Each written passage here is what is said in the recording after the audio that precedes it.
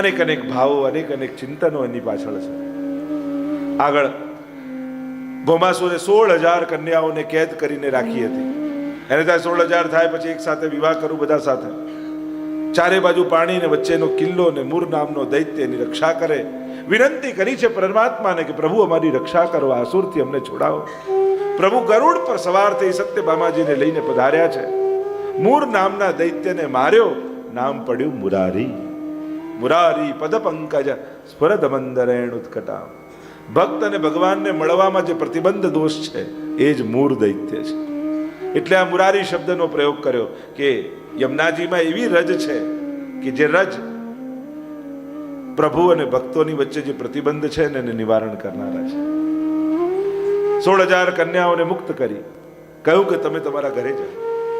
બધા જ ચરણોમાં પડી પ્રભુના વિનંતી કરી. પ્રભુ એક રાત્રિ પણ કન્યા બહાર રહી જાય, સમાજ એની નિંદા કરે છે. અમે તો આટલા સમયથી આ અસુરની કેદમાં છીએ, અમને આપ ગામમાં મોકલશો તો ત્યાં લોકો અમને જીવવા નહીં દે. ઉલટાની અમારી દુર્દશા થઈ જશે, એના કરતા તો અમે સમાપ્ત થઈ જઈએ, ખતમ થઈ જઈએ. સારું, આપ અમારો સ્વીકાર કરો. પ્રભુ ઈચ્છત તો દાસી બનાવીને રાખી શકત, પણ એક જ મુહૂર્તમાં 16,000 રૂપ પરમાત્માએ ધારણ કરી અને 16,000 વિવાહ કર્યા છે. એક જ મુહૂર્તમાં. બાકી જો એક એક સાથે કરવા જાય તો 54.5 વર્ષ થાય 16,000 નું કરે તો. અને પહેલા લગ્ન ટાઈમે કોઈ 20 વર્ષની કન્યા હોય તો છેલ્લો જેનો વારો આવે તો 74.5 વર્ષની કન્યા પધરાવો સાવધાન, પછી બધા સાવધાન થઈ જાય. અને એટલા માટે પણ આ તો અનેક વેદની રુચાઓ અને આના બધા ભાવો છે 16,000ના, કે કઈ રીતે પ્રભુ પરખ થાય છે એની પણ આખી આધ્યાત્મિક ચર્ચાઓ કરવામાં આવી છે. અહીંયા દરેક વસ્તુના આધ્યાત્મિક અર્થો છે. એટલે જ શાસ્ત્રને હંમેશા કોઈ ગુરુ પાસે બેસીને સમજવા જોઈએ. જ્યારે પોતાની રીતે આપણે વાંચવા જઈએ છીએ ત્યારે એના ભૌતિક અર્થઘટનો થાય છે. કારણ કે શાસ્ત્રોમાં 3 પ્રકારની વાત કહેવાનો પ્રકાર કયો છે. એક રાજાની જેમ, એક મિત્રની જેમ અને એક કાંતાની જેમ. આમ 3 પ્રકારે ઉપદેશ શાસ્ત્ર સમજાવે છે કે થાય. રાજાની જેવો ઉપદેશ વેદનો છે. સત્યમ બદ, ધર્મમ ચર, એમાં ઓર્ડર જ હોય, એમાં પછી કોઈ ચર્ચા ના હોય. જેમ જજમેન્ટ આવે પછી એ ફોલો જ કરવાનું હોય. તો રાજાની જેવો ઉપદેશ. બીજો છે મિત્રની જેવો ઉપદેશ. મિત્ર કોઈ વાત કરે, જો આમ કરે તો સારું, આમ કરીશ તો આમ થઈ જશે, એને એક્ઝામ્પલ આપીને આપણને મૂળ વાત જે કહેવા માંગતા હોય ઉતારે. એ છે પુરાણોનો ઉપદેશ. પુરાણો જુદી જુદી કથાઓ કહીને આપણને તત્વ સુધી લઈ જાય છે. અને ત્રીજો છે કાંતા જેવો ઉપદેશ. એ છે કાવ્યો, કે સુંદર સુંદર કાવ્યો દ્વારા જેમાં રુચિકર હોય, એક પ્રિયા જેમ પ્રિયતમ જોડે વાત કરે એ રીતે શાસ્ત્રમાં ત્રીજા પ્રકારનો ઉપદેશ કયો છે કાંતા જેવો, કે જેમાં કાવ્યાત્મક રૂપે સુંદરતા અને રસની ઉદ્દીપન કરી અને પછી તત્વ સુધી એ વાત લઈ જવાતી હોય છે. અહીંયા 16,000 કન્યાઓ સાથે વિવાહ થયા. બલરામજી દ્વારા રૂકમીના વધની કથા આવી. આગળ ઉષા અનિરુદ્ધ વિવાહની કથા આવી. નૃગરાજાની કથા આવી. આ નૃગરાજા જ્યારે યાદવ બાળકો બગીચામાં રમતા હતા અને ત્યાં કૂવામાં મોટો કાચિંડો દેખાયો અને પ્રભુ પધાર્યા, ઉદ્ધાર કર્યો અને સુંદર રાજા પ્રગટ થયો. પૂછું કોણ છો? તો કે હું રાજા નૃગ છું. જેટલાય વર્ષાની બૂંદો હોય એટલી ગાયોના દાન મેં કર્યા છે, ગણી ન શકાય એટલી ગાયોના. પણ એકવાર એમ થયું કે એક ગાય કોઈ બ્રાહ્મણને આપી હતી, રાત્રિના સમય પાછી ગૌશાળામાં આવી ગઈ અને એ જ ગાય બીજાને આપી દીધી. બીજા દિવસે બંને બ્રાહ્મણમાં એવો ઝઘડો થયો કે મને શ્રાપ લાગ્યો ને હું કાચોન્નો બનીને પડ્યો છું. અને એટલે દાનમાં પણ બહુ જ વિવેક આપણે ત્યાં કહ્યું છે. ઉપનિષદ તો કહે છે શ્રદ્ધયાદેયમ, અશ્રદ્ધયાદેયમ, શ્રિયાદેયમ, રિયાદેયમ, ભિયાદેયમ, સંવિદાદેયમ. દાનના એ પ્રકાર બતાવ્યા છે ઉપનિષદમાં. અને હું તો ત્યાં સુધી કહું, કોને આપવું એના માટે તો આપણે બધા વિચારીએ છીએ, પણ કોનું લેવું એના માટે વિચારવું જોઈએ. ગમે તેનું લેવાય બી નહીં. આપણે ત્યાં તો એની એ ના છે. ગમે તેને અપાય નહીં એ તો સાંભળ્યું છે, પણ ગમે તેનું લેવું પણ નહીં. એ પણ બંધન છે, લેવું પણ. શ્રદ્ધયાદેયમ, જ્યારે પણ આપો શ્રદ્ધાથી આપો, શંકા ન કરો. પછી નક્કી કર્યું છે આપવું જ છે તો પછી શ્રદ્ધાપૂર્વક આપો. અશ્રદ્ધયાદેયમ, ચલો કે અશ્રદ્ધાથી પણ આપો. શ્રિયાદેયમ, આર્થિક સ્થિતિ અનુસાર આપો. ઘણીવાર લોકો જોશમાં આવીને એટલું કરી દે ને પછી એમ થાય કે આપણી તો અવસ્થા જ નથી. ભિયાદેયમ, ભયથી આપો, ક્યાંક આપવાનો મને અહંકાર ના આવી જાય, એનો ભય રાખો. રિયાદેયમ, શરમથી આપો, કે લોકો એમ સમજે છે કે હું આપી રહ્યો છું, આપનારો તો ઠાકોરજી છે. રહેમ માટે કહેવાતું ને કે સીખે કહા નવાબજુ દૈની ऐसी दैन और जो जो कर ऊंचे चढ़े त्यों त्यों नीचे नैन. पूछा रहीम जी से कि अरे आप ये कहाँ से देना सीखे हो, जितना देते जाते हो शर्म से आंखें क्यों झुक जाती. और तब रहीम जी ने कहा कि देने हारा और है, जो देता दिन रैन लोग भरम हम पर करें या विध नीचे नैन. देने वाला तो परमात्मा है, लोग मेरे हाथ को देखते हैं पर मुझे कौन देता है वो किसी को दिखाई नहीं देता. देने वाले तो परमात्मा ही हैं, लोग मुझ पर भरम करते हैं कि ये देते हैं, ये दाता है, ये दानी है, इसलिए शर्म से मेरी आंखें झुक जाती हैं. રિયાદેયમ, રિયાદ સંવિદાદેયમ, સમજપૂર્વક આપો. ક્યાં આપી રહ્યા છીએ, કોને આપી રહ્યા છીએ, શેના કાર્યમાં આપી રહ્યા છીએ, અને એ કાર્યમાં એનો વિનિયોગ થાય છે કે સંસ્થામાં પણ ધ્યાન રાખવું જોઈએ. કોઈ પણ સંસ્થામાં જે નિમિત્તે આવ્યું હોય એ નિમિત્તે જ વપરાય, એની સાવધાની રાખવી જોઈએ. ઘણીવાર આવતા દાન વહીવટી ખર્ચમાં જેટલા બધા ખર્ચાઈ જતા હોય કે આવ્યું હોય એનું 40% તો વ્યવસ્થામાં જ જતો રહે. બને તો સત્કાર્ય કરનારી સંસ્થાઓએ કોશિશ કરવી કે એનો વહીવટી ખર્ચ ઓછામાં ઓછો થાય અને મેક્સિમમ જે નિમિત્તે આવ્યું છે ત્યાં સુધી એ પહોંચે, એનો પ્રયાસ સતત થવો જોઈએ.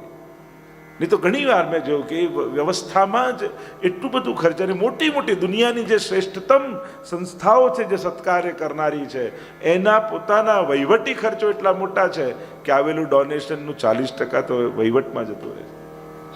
પ્રયાસ કરો, કોશિશ કરો કે જે નિમિત્તે આવે ત્યાં થાય. પ્રભુ નિમિત્તે છે તો પ્રભુમાં જવું જોઈએ. ઘણી વાર ભગવાનને બીજી વધારાની શું જરૂર છે? ના, ભગવાનને આપેલું છે તો એ ભગવાનનો રાઈટ છે. શ્રીનાથજીને મળેલું છે તો શ્રીનાથજીનું છે. આપણે કે ત્યાં તો ઘણું છે, આપણે આપીને શું કરવું? આ જીવનું કર્તવ્ય નથી. ત્યાં શું છે એ જોઈને થોડી આપવાનું હોય. આપણે પ્રભુને શું કરી શકીએ, આપણે તો એ વિચાર કરવાનો. ભગવાનના ક્યારે પણ એવો વિચાર ને ભગવાન પાસે નહીં હોય તો કોની પાસે હશે? એ તો હોય જ. ત્યાં વૈભવ, ત્યાં સુંદરતા, ત્યાં ઉત્તમતા ત્યાં તો હોય જ. અને લોકોની શ્રદ્ધા છે. ઘણીવાર બહુ બુદ્ધિમાન થઈ જઈએ એટલે આપણને ભગવાનના વૈભવમાં પણ પેલું થાય, ખૂચે. પણ એમાં આપણું તે લોકોને ભાવ છે, લોકોની શ્રદ્ધા છે કે અમારો ઈશ્વર, અમારો બ્રહ્મ, અમારો પરમાત્મા આ રીતે બિરાજે, શ્રેષ્ઠતમ ઉત્તમ વસ્તુના ભોગતા છે, એ ઉત્તમ હોવું જોઈએ. માણસની શ્રદ્ધા છે અને શ્રદ્ધાને સન્માન આપતા શીખવું જોઈએ. એ તો ઘણી વાર લોકોને એમ થાય, પણ જે નિમિત્તે થયું હોય, કારણ કે દરેક નિમિત્ત છે, તમે લોકોને ઓપ્શન આપો. જો એવા જ લોકો વધારે છે કે જેને આમાં જ છે તો એમાં આપશે. કોઈ હાથ પકડીને તો કરાવતું નથી કે ના આ જ કરો. જ્યાં જ્યાં લોકોની જે શ્રદ્ધા છે એ શ્રદ્ધાનો આદર કરતા શીખવું જોઈએ, અને આદર કરીને એનો વિનિયોગ ત્યાં જ થવો જોઈએ. ચર્ચાઓ ઘણી છે. સંવિદાદેયમ, સમજપૂર્વક આપો. પણ આપવાની ભાવના, જો ધનની 3 જ ગતિ કહી છે, દાન, ભોગ અને નાશ. કાં ભોગવો, કાં દાન આપો, અને કાં એનો નાશ થશે. જો કર્મના સિદ્ધાંતમાં તમે જુઓ, વાપરી ગયા એના માટે બધું જ છે, મૂકી ગયા એના માટે કંઈ લખ્યું છે? ગીતાજીમાં એમ લખ્યું આટલી એફડી મૂકી જાય એની આ ગતિ થાય, એવું ક્યાંય છે? જે મૂકી ગયા એ તમારું હતું જ નહીં, એમ શાસ્ત્ર કહે છે. એ તો હતું જ એનું, જેની પાસે મળ્યું, જેને ભોગવ્યું. અને એટલા માટે મૂકી ગયા એના માટે કોઈ શાસ્ત્રમાં કાંઈ નથી. કરી ગયા અને વાપરી ગયા એના માટે બધું જ છે. એટલે જ્યારે પણ જેટલું વાપર્યું એટલું જ તમારું છે, કમાયું એટલું તમારું નથી. કારણ કે માણસ કમાઈ તો ઘણા બધા જતા હોય, પણ વાપર્યું એ તમારું. તારું કશું ન હોય તો છોડીને આવતું, અને તારું બધું જ હોય તો છોડી બતાવતું. મૂળ વાત એ છે કે જે મેળવ્યું છે અને માણસને એમ થાય કે મહેનત કરીને મેં મારા માટે, પણ એણે ઘણા બધા માટે મહેનત કરી હોય છે. એને એવું લાગે કે એણે એના માટે કરી, પણ પોતે કમાયેલું દુનિયાનો કોઈ માણસ બધું ખર્ચીને જતો નથી. જોઈ લેજો, લગભગ 99% ઘણા એવા હોય કે પોતાની પાસે કરીને જાય, બાકી પોતે કમાયેલું માણસ ક્યારે પોતે વાપરીને જતો. એટલે કે તમારા કર્મોના ફળ જે સારા છે, ભાઈ તકલીફ શું આપણી, કંઈ બી સારું કે ધન કે કંઈક આવે ને શું કરીએ, તકલીફ આવશે ને ત્યારે વાપરીશું, હમણાં રહેવા દઈએ. એટલે રાહ તો દુઃખની જ જોતા હોઈએ આપણે બધા. સુખ પણ ભેગું શેના માટે કરીએ, દુઃખ આવશે ને ત્યારે કામ લાગશે. એટલે રાહ તો માણસ દુઃખની જ જોતો હોય, અને ઘણીવાર આવતું જ ના હોય. ઘણીવાર લોકો નિયમ ઘરમાં ભેગા કરી રાખે, જૂના લોકો આદર ગાદલા ભેગા કરી રાખે, વાસણો ભેગા કરે, દીકરાના લગ્ન આવશે ત્યારે કાઢીશું. દીકરો ચોખ્ખી ના પડે આમાંથી એકે કાઢ્યું છે ને બા તો જોઈ લેજો મારા લગ્નમાં, આ તો અડતા જ નહીં અને કાઢતા જ નહીં. આપણે બાએ 25 વર્ષથી સંઘરી રાખ્યું હોય, આને તો કાઢતા જ નહીં. હવે પોતે બિચારા લાખ રૂપિયા વારના ફ્લેટમાં રહેતા હોય, એમાં 10 બાય 10 રૂમ એમ પેલા રોકી રાખ્યો સામાન, જે આખા જિંદગી વપરાવાનું ના હોય. એના કરતા ભાઈ તું રૂમ વાપર ને. જે વસ્તુ 1-2 વર્ષ સુધી કામ ના કે ને પછી લાગતી જ નથી હોતી. એમ તો કહેવાય કે વર્ષ સુધી જે વસ્તુ વાપરવામાં કામ ન લાગતી હોય એ ખતમ થઈ જાય, બગડી જાય યા નાશ થાય, એના કરતા કોઈને વાપરવા આપી દેવી. તો એનો સદુપયોગ તો થાય. વસ્તુનો નાશ થવો એ પણ એનો બગાડ કર્યાનું પાપ બરાબર છે. આપણે એમ કહીએ કે આ છોડવું નહીં, ભોજનમાં છોડવું નહીં, પેલું છોડવું નહીં, ક્યાંય બી તો કોઈ બી વસ્તુ આપણે અહીંયા ઓર્ડર કરીએ પણ જતા હોઈએ લાઇટનું સ્વિચ કરવામાં શું જાય, કઈ આ તો હવે તો પેલું નીકળું ચાવી કાઢો એટલે બધું બંધ થઈ જાય. બાકી એનર્જી તો બળી જ રહી છે. ભલે પૈસા આપણે ચૂકવીએ છીએ પણ એનર્જી તો વેસ્ટ કરીએ જ છે. તો કોઈ પણ વસ્તુનો વેસ્ટ શા માટે, બગાડ શેના માટે? એમ કોઈ પણ વસ્તુ જે આપણી પાસે આવી અને એ નાશ થઈ તો એમાં ક્યાંક દોષ આપણો છે, એના કરતા કોઈના ઉપયોગમાં આવી શકે. એટલે પ્રયાસ એ કરવો જોઈએ કે વસ્તુ દાન, ભોગ અને નાશ 3 જ ગતિ છે. કાં વાપરો, કાં વેડફો, કાં વાવો. આપણે શું કરી શકીએ છીએ વિચાર કર. કાં તમે વાપરો, તમે ખુશ રહો, આનંદ કરો, પોતાને મહોત્સવ કરો, ખર્ચો આ સરસ રીતે રહો. કોણ ના પાડે? કોઈ ધર્મ નિષેધ થોડી કરે છે કે સુખી ઢંગથી નહીં રહેવું. ગરીબાઈ અને ધર્મને કોઈ મેળ નથી. ઘણીવાર લોકો કનેક્ટ એવું કરી રાખે કે કાંઈ જ ન હોય, અભાવ હોય એ જ સારો ધાર્મિક, ને જેમ ત્યાં બધું હોય ધાર્મિક ના હોય. ભાગવતજીમાં બધા રાજા મહારાજાઓની જ કથા છે. ભાગવત સાંભળો, બધા રાજા મહારાજાઓની જ છે. સુખ સાથે કોઈ ધર્મને વાંધો થોડી છે. ધર્મ એના માટે જ છે કે બધા ખૂબ સુખીમય જીવન જીવે, દરેકના ઘરમાં પહોંચે. લોકો તો જીવનમાં સુખ, સંપત્તિ, વૈભવ અને હરેક અભાવમાંથી મુક્તિ મળે એના માટે તો ધર્મ, અર્થ, કામ અને મોક્ષ 4 પુરુષાર્થ છે. આ આખું ધર્મનું સ્ટ્રક્ચર જે આપણું છે હિન્દુ ધર્મનું, એ એના માટે જ છે કે પ્રત્યેક વ્યક્તિ આનંદથી જીવી શકે. એટલે ગરીબાઈને પણ એની જોડે કનેક્ટ કરવાની જરૂર નથી, અભાવને કઈ ધર્મ સાથે કનેક્ટ કરવાની જરૂર નથી. ભગવદીઓએ તો અભાવ પસંદ કર્યો હતો. આ જેટલા ભગવદીઓની કથા આવે ને નિષ્કંચન છે, કાંઈ નથી, એ કોઈ એમના કર્મનું ને ભાગ્યનું ફળ નહોતું, પણ એમની ભગવાન પર એવી નિષ્ઠા હતી કે અમારું મન ભગવાન સિવાય બીજે ક્યાંય જાય એવી કોઈ વસ્તુ અમારે જોઈતી જ નથી. કુમનદાસજીને પણ રાજા માનસિંહની વાર્તામાં આવે ને કે પેલું આરસી આપવા માટે આવ્યા. જો પુષ્ટિ માર્ગની દેન જુઓ, અકબર બાદશાહના 9 રત્નો હતા ને, એમાંથી 4 તો ગુસાઈજીના સેવક હતા. જોવા જાવ તો આખું ઐતિહાસિક દ્રષ્ટિએ તો પુષ્ટિ માર્ગનું આખું ભારતીય સંસ્કૃતિને પ્રદાનની જો ચર્ચા કરીએ તો કેટલું મોટું ભારતીય સનાતન ધર્મને પુષ્ટિ માર્ગનું યોગદાન છે.